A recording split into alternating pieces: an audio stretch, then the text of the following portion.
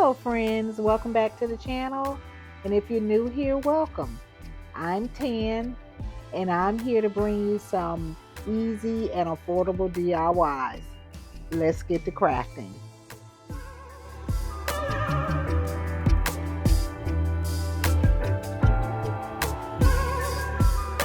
Here I have this wooden pumpkin that I got from the Dollar Tree.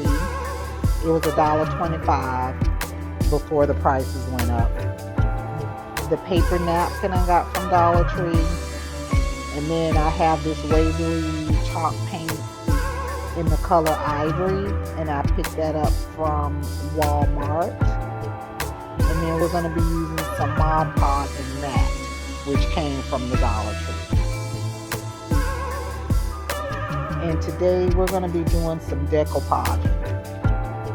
And decoupaging is a method that you use with glue and napkins or whatever type of paper product that you want to use to turn something plain into something beautiful. So that's what we'll be doing. So let me show you. Get comfortable, get you a snack, of your favorite drink, and let me craft for you. So I'm just removing the tags, obviously, and I took a sander block here because sometimes those wooden pieces from Dollar Tree can be kind of rough. So I just sanded it some, and then I wiped it all clean, getting that gritty stuff off. Then I painted the wood pumpkin first. So you want to paint it, and I painted mine on the top and the sides. And I use my heat tool to do a fast dry.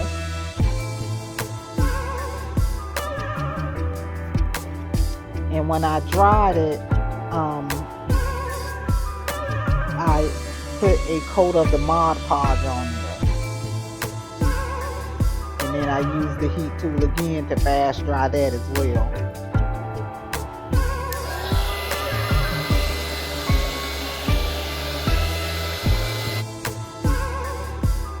And when you're decoupaging, you want to remove the layers behind the first layer. So it could be 1, 2, and sometimes 3 layers of the napkin. This one just had 1, so you want to remove it. All you want is that top sheet.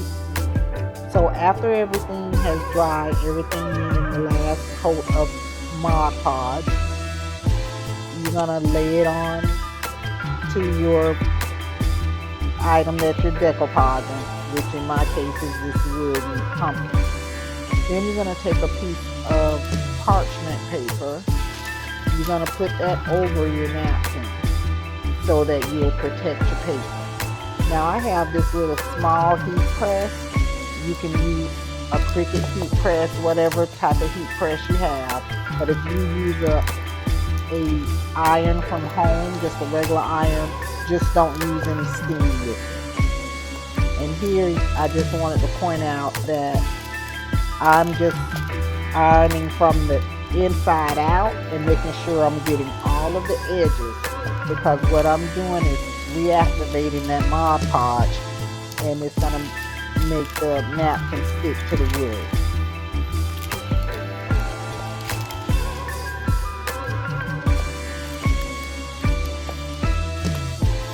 I'm just making sure everything is getting sealed.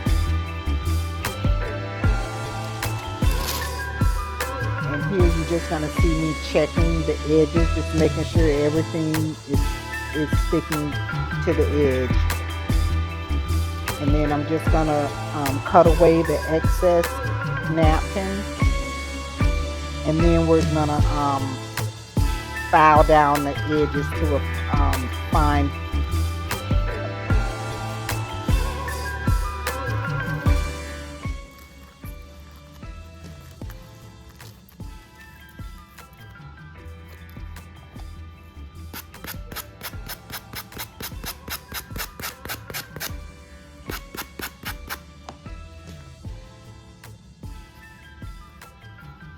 And now I'm taking that second pumpkin, and I'm going to use this napkin that says thankful, and I'm going to cut a piece of that out, and I'm just applying some Mod Podge onto that. And then you're going to see me get the third pumpkin out, and I'm just going to do the same thing. I just decided just to do the two of them together.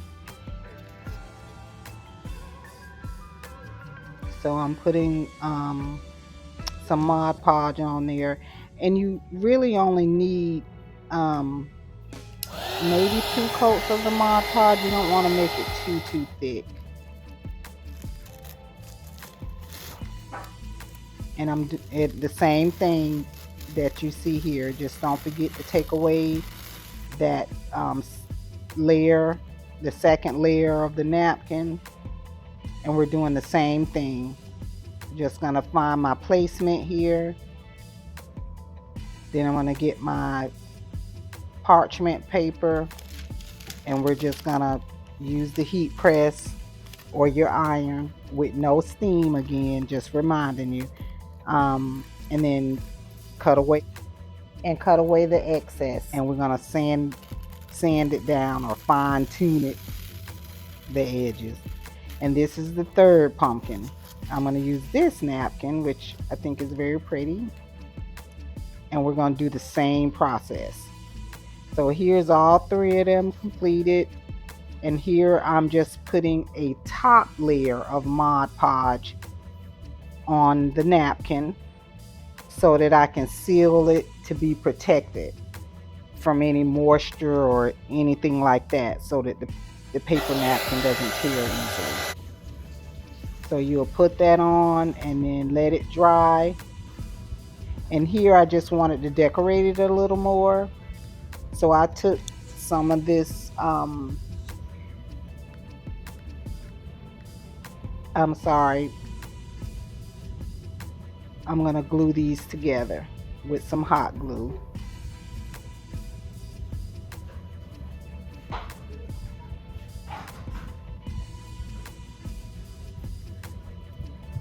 Then I took this berry wire, and we're just gonna decorate it some, or decorate the stem.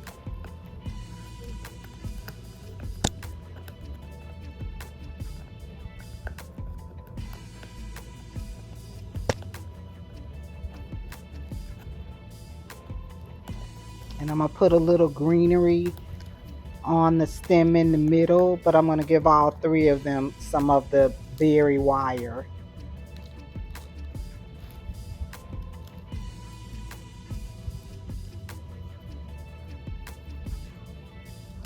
And then I'm gonna put 2 Jenga blocks on the back of them so that it'll be able to stand on its own.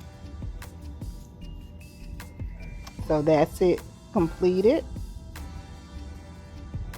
and those are the Jenga blocks, and it'll be able to stand up on its own. And this is how this turned out. I think it turned out really nice. Let me know down in the comments what you think. Here in our second and final DIY today, I have this square wooden piece, and we're gonna continue with our decoupaging. And I'm gonna use this napkin with this beautiful gold pumpkin. I really like this napkin. So we're gonna do the exact same thing that we did with our decoupaging method. I only had 3 of the square wooden pieces, so we won't be making 4. So after peeling off the labels, I painted the square wood pieces,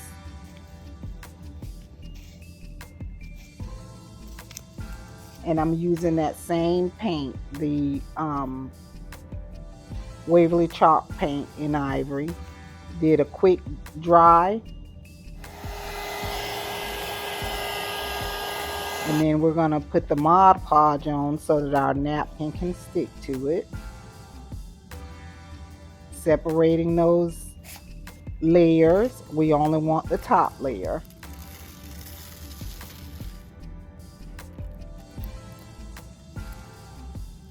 And after finding my placement, we're going to get the parchment paper to protect it as we heat press it.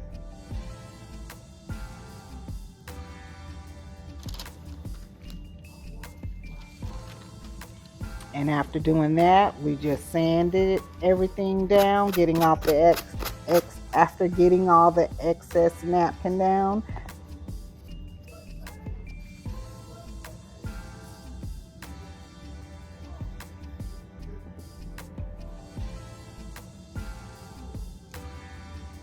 And after that was done, we put that top layer of Mod Podge on.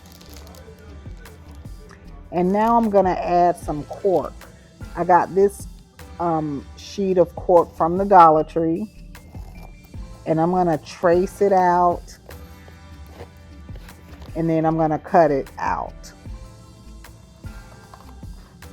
And this cork is self-adhesive on it, and so we're just gonna peel off that paper and then just place the cork onto the square. And any excess of that I cut off with scissors and then sand it.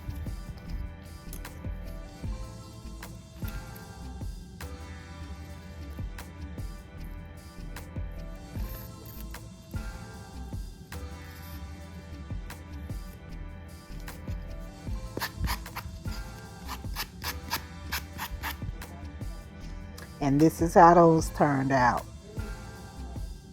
I think these also turned out very beautiful. Honestly, it looks store-bought to me.